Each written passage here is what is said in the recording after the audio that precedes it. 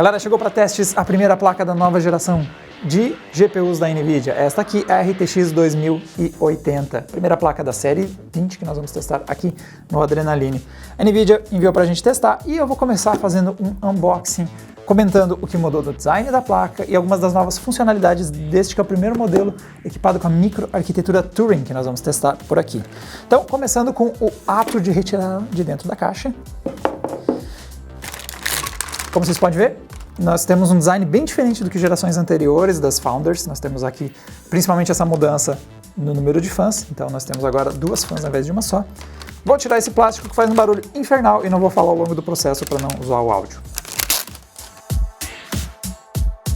Então a primeira mudança mais relevante no design nessa geração dos modelos Founders Edition da NVIDIA é que agora nós temos duas fãs ao invés de uma só. Temos um sistema de resfriamento mais robusto. Ela é construída em uma peça única em metal, que é usinada até ficar neste formatinho aqui. E temos um acabamento que eles chamam que é diamantado. Ele tem um acabamento que é fosco no meio, mas nos cantinhos tem um efeito brilhante. É uma placa bonita, construção bastante firme, ela é uma placa até um tanto pesada por causa dessa construção em metal. E o grande destaque é que, além de nós termos duas fãs, então nós temos um sistema de dissipação de calor ativo mais potente, nós também temos uma Vapor Chamber que cobre toda a área da placa. Então quer dizer que nós temos uma área de dissipação de calor muito grande que vai cobrir a GPU e também vai cobrir outros componentes que aquecem, como por exemplo as memórias e partes aí de alimentação de energia, VRM, tudo isso vai estar dissipando calor nessa grande Vapor Chamber que cobre toda essa área aqui. Nós ainda não testamos, mas vai ter aí conteúdo no ar sobre aí a capacidade dessa placa de dissipar calor e de entregar performance. Então nós temos aqui um projeto, pelo menos olhando, parece bastante robusto. Outras mudanças, nós temos aí um novo conector, agora o SLI fica por conta dessa conexão NVLink, que eu tenho que tirar uma pecinha para a gente ter acesso. Então, quando você não está usando ela, você encaixa essa pecinha, ela fica bem discreta, você nem percebe o conector, mas se você for usar, é só desencaixar e fica aqui exposto o conectorzinho. Padrão SLI vai continuar operando, só vai usar essa nova conexão que tem muito mais largura para trafegar os dados. Enquanto aquela ponte HB, que era de grande largura, ela entregava aí uma performance suficiente para você fazer um SLI em 4K 60 FPS, o NVLink aqui vai empurrar esses limites teóricos para bem mais longe. Então, em teoria você conseguiria trabalhar aí com 3 monitores em 8K, rodando a 60 FPS, se você tivesse poder numa GPU para empurrar toda essa quantidade de pixels. Isso ainda não é viável, mas pelo menos esse protocolo aqui tem performance teórica para encarar uma situação extrema dessas. Outra mudança em relação a 1080 é em relação à energia. Nós temos agora um conector de 8 pinos e outro de 6 pinos. Na placa antecessora nós tínhamos apenas um conector de 8 pinos. Isso muda também o TDP, ela tem um aquecimento mais alto. A 1080 tinha 180 watts, nós temos no modelo referência da 2080 215 watts e o modelo Founders Edition, que é um pouquinho overclockado, tem aí uns 100 MHz a mais, o TDP sobe para 225 watts. Então, por isso que nós temos aí um conector adicional de energia e pode ter sido uma parte importante da decisão da NVIDIA de trocar para um design agora com duas fãs ao invés de uma. Lembrando que o modelo Founders Edition agora ele tem esse overclock em relação ao que seria o modelo referência. Falando nisso, nós temos aqui uma frequência base na casa dos 1800 MHz, enquanto que o modelo referência vai estar ali nos 1700 e pouquinhos MHz, próximo do que era a referência da 1080. Falando no design ainda da placa, nós também temos aqui na parte de trás as conexões. Temos aí um total de 3 DisplayPorts operando na versão 1.4 e uma conexão HDMI operando no protocolo 2.0B. A novidade é esse outro conectorzinho aqui no canto. Nós temos um USB tipo C. E o motivo disso é que a NVIDIA, junto com várias outras empresas, como a AMD e Oculus e outras empresas de hardware, estão trabalhando em conjunto no Virtual Link, que é um protocolo que está tentando facilitar a conexão de óculos de realidade virtual. Então, futuros óculos provavelmente vão vir dentro desse protocolo. O Oculus Rift já tem adaptadores para tentar simplificar, em que você liga somente aqui para ter a conexão tanto de dados, para enviar aí as imagens para o seu óculos de realidade aumentada e virtual, mas também trazer aí a energia. Nós temos um total de 27 watts de energia que pode trafegar por esse conectorzinho aqui. Então o foco dele é direcionar para óculos de realidade virtual, mas se você quiser pode carregar seu celular. também pode ligar o seu HD.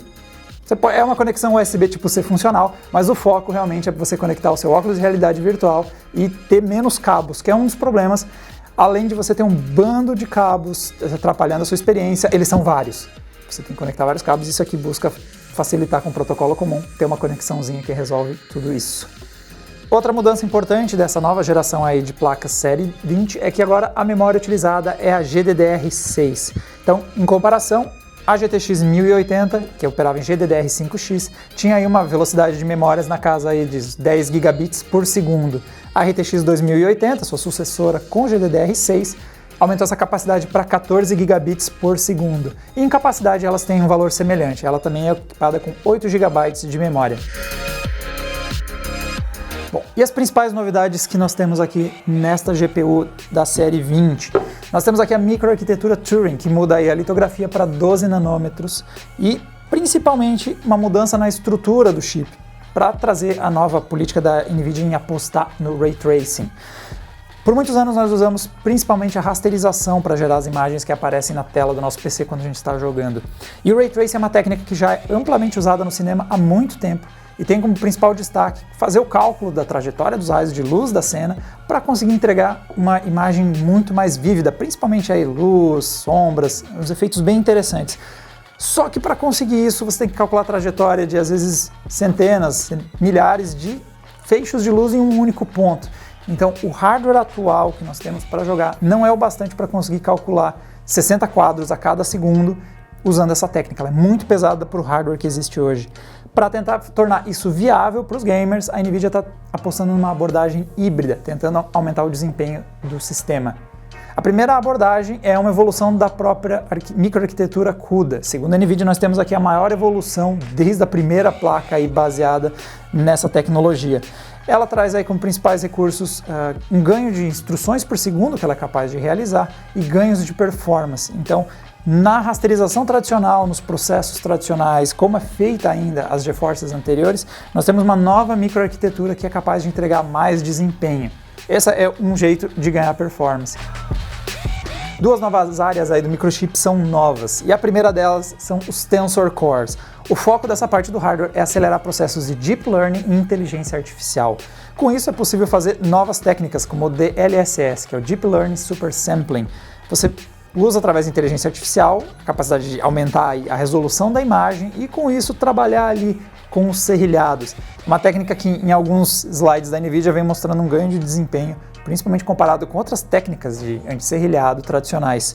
Isso é só uma implementação e vai depender aí do uso das próprias desenvolvedoras dos games e de novas APIs que devem surgir no futuro para aproveitar essa porção do chip que é capaz de fazer aí instruções de inteligência artificial.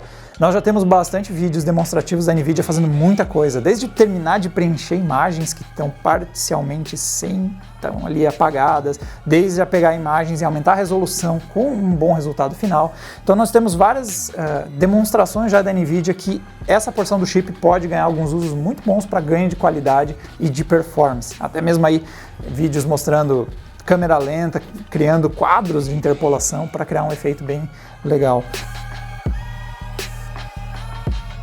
E a última porção do chip e a responsável por tornar viável o Ray Tracing para os gamers é a parte de RT Cores. É uma porção especializada do hardware capaz de acelerar o pipeline de Ray Tracing. Então, para vocês terem uma perspectiva, a 1080 Ti, que era a topo de linha da série 10, ela é capaz de entregar aí um total de 1.1 GHz por segundo, que é basicamente aí uma unidade de medida de quantos raios você consegue projetar na cena e calcular por segundo. A nova geração, a topo de linha, que é a 2080 Ti, ela é capaz de entregar 10 GHz. Então nós temos um aumento de 10x na capacidade de você calcular esses raios de luz e como eles vão ser projetados contra a tela.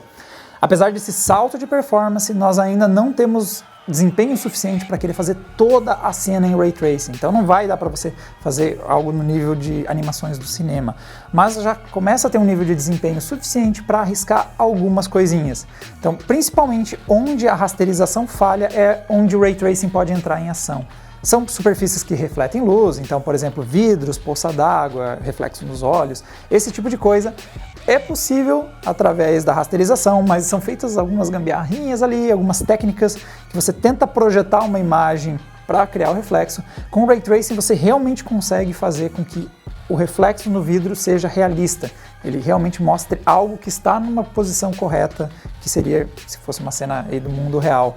Então você consegue projetar em alguns efeitos de sombra e de luz, e dá para substituir então outros efeitos como oclusão de ambiente. Dá para aplicar um pouco de Ray Tracing nessas situações onde justamente a rasterização não é eficiente. E o resultado final é bem interessante, nós já temos alguns comparativos, principalmente quando você usa nesses momentos de reflexo de luz, objetos cromados que refletem muita luz, ou também aí a oclusão de ambiente. O efeito com o Ray Tracing é bem interessante. Vai precisar ser implementado pelas desenvolvedoras de games, mas um ponto positivo, principalmente quando a gente olha para gerações anteriores, é que esse não é um formato proprietário da NVIDIA. A NVIDIA é a primeira a trazer aí para as placas de vídeo hardware otimizado para trabalhar com Ray Tracing, mas esse é um protocolo que qualquer outra fabricante de chips gráficos, seja a AMD ou a Intel que está chegando por aí, podem também otimizar o seu hardware para trabalhar com esse protocolo. Então é algo que tem boas perspectivas de ser abraçado por toda a indústria e possivelmente a gente vai ver sendo implementado mais em games no futuro. Este aqui foi o nosso unboxing e alguns detalhes sobre a nova microarquitetura Turing. Nós em breve vamos ter aí, no site já deve estar no ar o nosso artigo descrevendo mais a fundo sobre essa placa de vídeo, principalmente sobre a microarquitetura Turing. Então, se vocês querem se aprofundar nessa nova tecnologia, lá tem mais detalhes. E também, em breve, vai sair a nossa análise completa, onde vocês vão saber qual é a performance que a nova geração, a série 20 aí da NVIDIA, vai entregar. Então, assina o canal que vocês ficam sabendo quando o vídeo for ao ar, ou fica de olho lá no adrenaline.com.br. E nós nos vemos numa próxima. Tchau, tchau!